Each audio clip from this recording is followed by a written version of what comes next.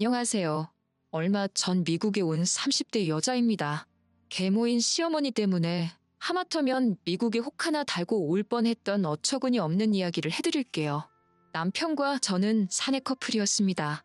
저는 원래 사내 연애에 대해 그다지 호의적인 편은 아니었어요.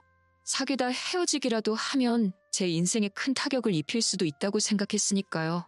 하지만 같은 부서에서 근무하던 남편과 자주 밥도 먹고 많은 시간을 함께 보내다 보니 자연스럽게 정이 들어버렸습니다. 그래도 둘이서 딴에는 비밀 연애를 한다고 조심했는데 어느 순간 주변 사람들이 다 눈치를 챘더라고요. 다행히 남편이나 저나 열심히 일을 해와서인지 싫은 소리는 듣지 않았습니다. 남편과 그렇게 1년 정도 사귀었을 무렵 저는 다른 회사로부터 스카우트 제의를 받았습니다. 평소에도 한 번쯤 일해보고 싶던 직장이라 이직을 하기로 결심했어요. 남편에게 이야기하니 남편은 당황한 눈치였습니다. 지금 생각해보니 그때 제가 가려던 회사가 대부분이 남자 직원들이라 그랬나 싶기도 하네요.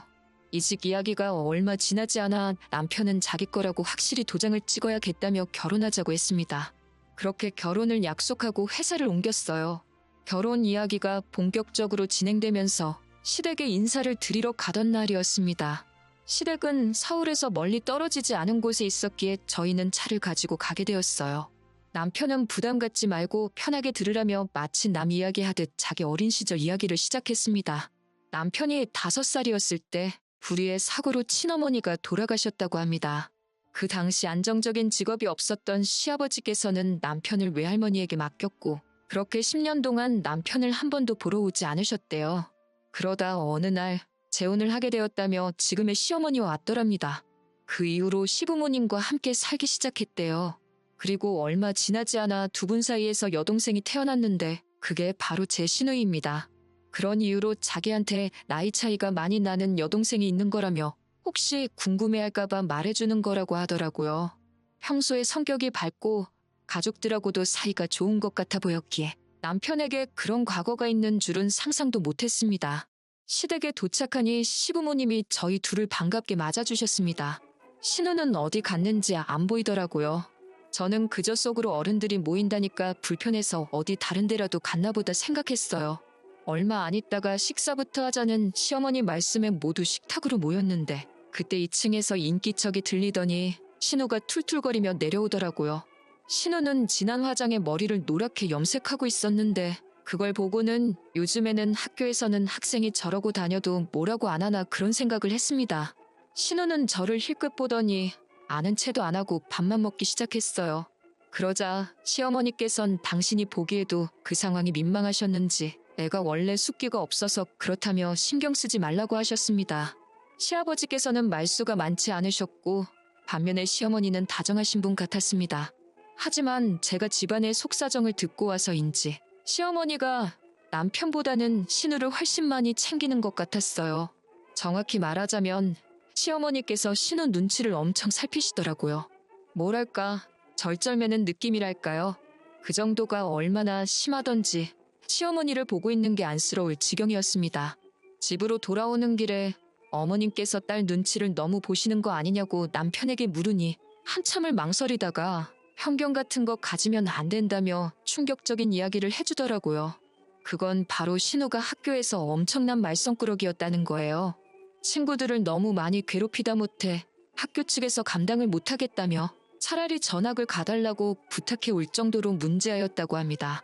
신우는 나중에 필요하면 검정고시를 본다며 학교를 그대로 자퇴해 버렸다더군요. 그제서야 신우의 머리색도 그 진한 화장도 이해가 되더라고요. 시어머니는 신우가 어긋나지는 않을까 전전긍긍하며 눈치를 보고 있던 거였지요. 시간은 흘러 상견례 날이 되었습니다.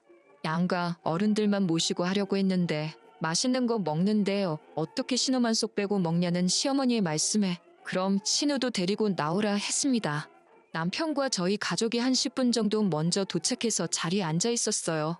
그리고 약속 시간을 살짝 지나 시부모님과 신우도 도착을 했습니다. 그리고 저는 저도 모르게 입 밖으로 한숨을 쉬고 말았습니다. 세상에 신우가 다 찢어진 청바지에 배꼽이 훤히 보이는 셔츠를 입고 왔더라고요. 시어머니는 당신이 빨래를 안 해서 이렇다며 미안하다 하시고 시아버지는 딴청만 피우고 계셨습니다. 남편도 민망한지 저에게 원래 저 정도는 아니라면 나지막히 미안하다 하더군요. 다행히 제가 이미 친정부모님께 남편 여동생에 대해서 이야기해놓은 바가 있어서인지 친정부모님은 요즘 애들이 개성이 강하다며 괜찮다고 하셨습니다. 이윽고 식사가 시작되었습니다. 장소를 제가 정했는데 다행히 다들 맛있다고 하더라고요. 그런데 갑자기 신우가 이까짓 거 먹자고 집에 있는다는 자기를 끌고 나왔냐며 시어머니한테 투덜거리기 시작했어요. 너무 버릇없는 행동을 보여서 제가 남편을 툭 치며 한마디 하라고 했습니다. 그런데 남편은 모르는 척만 하더라고요. 보다 못한 제가 그래도 기왕 나왔으니까 기분 풀라고 한마디 했어요. 그런데 그 순간 시어머니께서 눈을 동그랗게 뜨고는 저한테 벌써 윗사람 노릇하려는 거냐고 사부치시더군요. 순간 양쪽 분위기가 완전히 싸해졌습니다. 다행히 시아버지께서 틀린 말 한 것도 아닌데 뭘 그러냐며 신우에게 먹기 싫으면 혼자 차에 가 있으라고 한마디 해주셨어요. 그제서야 신우도 입술만 삐죽거리고 조용해졌습니다. 이틀 뒤 데이트를 하다가 상견례 때 있었던 일에 대해서 남편과 이야기를 하게 되었어요. 시어머니께서 신우한테 너무 관대한 거 아니냐고 하니까 본인도 알고 시아버지도 잘 알고 계시답니다. 하지만 남편의 말은 뜻밖이었습니다. 비록 첫 번째 부인은 사고로 잃었지만 어쨌든 남편 입장에서는 엄마 없이 자라는 서름을 겪은 거잖아요. 이번에 이혼이라도 하게 되면 또 다시 딸도 편부모 밑에서 자라야 하는데 당신 자식한테 그런 서름을 또 겪게 할 수는 없다고 그래서 웬만한 건 그냥 참고 사신다 하더라고요. 남편도 시아버지의 그런 뜻을 알기에 웬만하면 시어머니랑 부딪히지 않으려고 한다고 했습니다. 그 이야기를 들으니 상견례 자리에서 남편이 나서지 않았던 것이 좀 이해가 되더라고요. 그리고 얼마 뒤 저는 시아버지께 생각지도 못한 연락을 받았습니다. 저희 회사 근처로 오신다면 남편과 셋이 밥이나 함께 하자고 하시더라고요. 무슨 일로 부르시는 건지 전혀 짐작조차 안 돼서 정말 긴장이 많이 됐어요. 고깃집에서 만났는데 시아버지는 먹고 싶은 건 다 시키라고 하셨습니다. 고기가 나오니까 당신이 직접 구워주시기까지 하셨어요. 저랑 남편이 서로 굽겠다고 하는데도 하루 종일 일한 사람들이니까 편하게 먹기만 하라고 하시는데 정말 감동이었네요. 이윽고 시아버지는 저희에게 결혼할 때 뭐뭐가 필요하냐고 물어보셨습니다. 그러면서 농담 반 진담 반처럼 상견례 자리에서는 시어머니가 있어서 못 물어보셨다고 혹시 서운했냐고 하시더라고요. 사실 신우가 아직 어리기도 하고 또 시어머니가 어쨌든 남편에겐 친어머니가 아니다 보니 집 문제라던가 혼수예단 문제를 말하기가 어렵더라고요. 남편도 괜히 눈치 보는 것 같았고요. 그래서 그냥 둘이 반반 결혼하는 쪽으로 입을 맞춘 상태였어요. 그런데 시아버지께 먼저 물어봐 주시니 너무 감사했지요. 저희가 우물쭈물하고 있으니까 하긴 어떻게 대놓고 뭘 해달라 소리를 하겠냐며 통장을 하나 주시더라고요. 통장을 열어보니 5천만 원이 찍혀 있었습니다. 시아버지께서는 남편에게 돌아가신 남편의 친어머니 보험금에 당신이 좀 더 보탠 거라고 덧붙이셨습니다. 남편은 입을 꽉 깨물고 눈물을 삼키고 있었고 그 모습을 지켜보고 있자니 저도 저절로 눈물이 흘렀어요. 그 이후로 저희는 결혼식을 올리고 시아버지가 주신 돈에 친정 부모님이 보태주신 돈 그리고 영끌에서 작은 아파트를 하나 샀습니다. 그런데 얼마 지나지 않아 남편이 회사를 관두게 되었습니다. 직장 상사와의 불화가 있었는데 남편이 그 스트레스를 견뎌내지 못했거든요. 대출까지 있는 대로 끌어서 집을 샀는데 바로 남편이 퇴사를 하니 정말 힘들었습니다. 남편도 저를 바라볼 낯이 없다며 막노동을 나가기 시작했어요. 이직을 하기 위해서 20곳이 넘는 회사에 이력서를 넣고 면접을 보길 반복했지만 남편이 일하던 바닥이 워낙 인맥으로 끌어주는 곳이라 그런지 번번이 고배를 마셔야만 했습니다.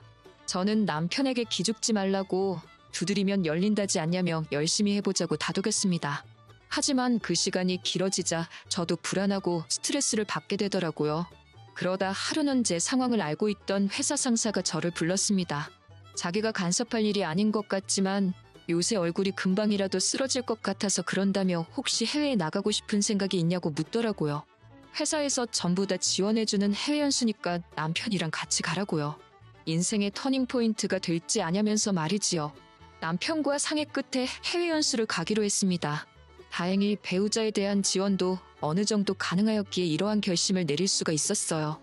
남편의 실직을 걱정하던 양가에도 이 기쁜 소식을 알렸습니다. 특히나 시어머니께서 너무 좋아하시더라고요. 남편에게도 잘 된 일이라고 그러시는 게 아니고 혼자서 다른 계산을 하고 계셨거든요. 시어머니께서는 저희더러 신우를 같이 데려가라고 하셨습니다. 그럼 애가 영어도 늘거고 세상을 보는 눈이 넓어지지 않겠냐 하시면서요.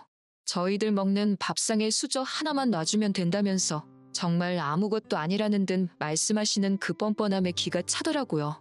저는 그렇게는 못한다고 말씀드렸습니다. 저나 남편이 지금 놀러가는 게 아니라고 몇 번을 설명해도 시어머니는 듣질 않으셨어요. 급기야는 저희더러 신우를 안 데려가겠다는 건 가족이기를 거부하는 거고 저희가 신우의 인생을 망가뜨리는 거라고 하더군요. 심지어 그 불만투성이에 툴툴거리고 욕을 입에 달고 살던 신우가 저를 언제부터 그렇게 친했다고 언니 하고 부르는데 두 모녀가 가증스럽기까지 했습니다. 저는 남편에게 아무리 시어머니랑 부딪히기 싫어도 이번만큼은 당신이 나서달라고 몰아붙였습니다. 내가 무슨 욕바지도 아니고 왜 나 혼자 시어머니의 말도 안 되는 요구를 감당해야 하냐고요. 친정에서도 그럴 거면 그냥 이혼하고 혼자 가라는 소리까지 하셨을 정도로 저와 저희 친정 부모님은 스트레스를 받고 있었습니다. 그리고 출국 한 달 전쯤 남편이 결국 폭발을 했습니다. 어김없이 전화에 신우 데려가라고 난리를 치는 시어머니께 여동생만 자식이냐고 나는 자식 아니냐고 소리를 치더군요. 자꾸 이러시면 자기 이혼당한다고 그랬으면 좋겠냐고요. 한 번이라도 자기를 친자식으로 생각하신 적이 있다면 제발 억지 좀 그만 쓰라고 거의 울부짖듯이 외쳤습니다. 시어머니는 눈도 깜짝 안 하고 남편더러 너도 결혼했으니 이제 자식 낳아보라고? 배 아파 나 키운 자식하고 그냥 키우기만 한 자식하고 그게 어떻게 같을 수가 있겠냐 하시더군요. 옆에서 듣고 있던 저는 정말 심장이 쿵하고 내려앉는 기분이었습니다. 아무리 그래도 10년을 넘게 어머니라고 부르며 옆에 있던 자식한테 어떻게 저런 모진 말씀을 하시나 싶었어요. 그날 이후로 한 일주일 동안 남편은 거의 술만 마셨습니다. 저는 도저히 보고만 있을 수가 없어서 시어머니를 찾아갔어요. 시댁에 가니 시어머니가 저를 개보듯 닭보듯 하시더군요. 잘못했다고 사과하려고 왔냐고 물으시길래 제가 뭘 잘못했냐고 받아쳤습니다.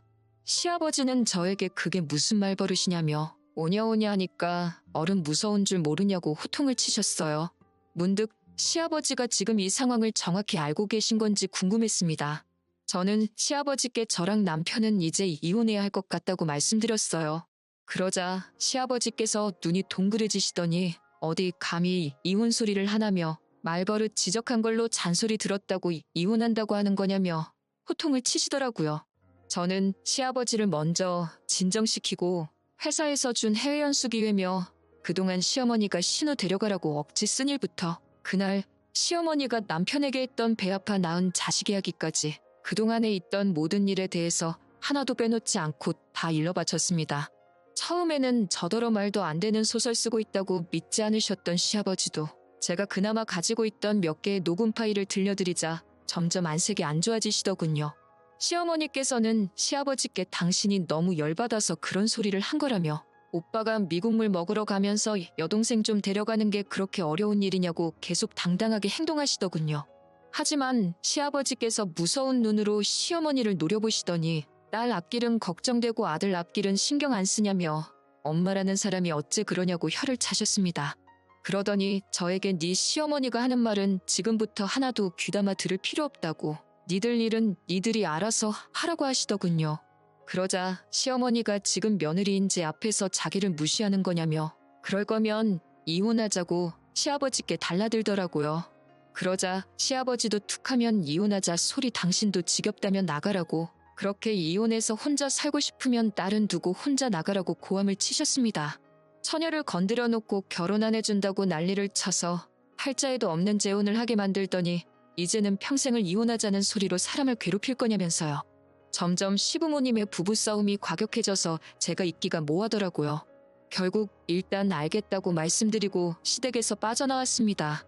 저는 남편에게 시아버지가 하신 말씀을 전하고는 냉정하게 들릴지 모르겠지만 이제 시어머니에 대한 미련이나 원망은 마음에서 버리라고 했습니다. 나랑 결혼했으니까 행복한 미래만 생각하고 같이 열심히 살자고요. 그리고 며칠 뒤 시아버지께서는 제 계좌로 500만 원을 보내주셨습니다. 생각지도 못한 돈에 제가 연락을 드렸고 결혼 전 그날처럼 셋이 식사를 하게 되었어요. 이번에는 제가 고기를 구웠습니다. 시아버지께 돈은 돌려드리고 싶다고 했더니 10년 동안 아들 공부에 하나 신경도 못 써준 못난 아비라면서 그래도 죽은 지 엄마를 닮았는지 똑똑하게 자라서 저처럼 좋은 여자를 만났다고 또 떨어져서 살게 되는 건 가슴 아픈 일이지만 미국 가서 한번 열심히 해보라고 하시더군요. 시어머니랑은 어쩌실 생각이냐고 물으니 아무리 그래도 애엄마인데 이혼이 쉽겠냐 하시면서 그래도 이번 일을 계기로 당분간은 찍소리는 못할 거라고 걱정 말라고 하시더군요. 저와 남편은 시아버지께 1년 금방 지나갈 테니 그동안 건강히 즐겁게 지내고 계셔달라고 했어요. 그리고 며칠 전 남편과 미국에 무사히 도착했네요. 여기 온 지 얼마 되진 않았지만 벌써 남편 표정도 밝아졌고 저도 마음이 많이 편해진 기분이에요. 1년 잘 살고 돌아가서 저희 이야기 또 들려드릴게요.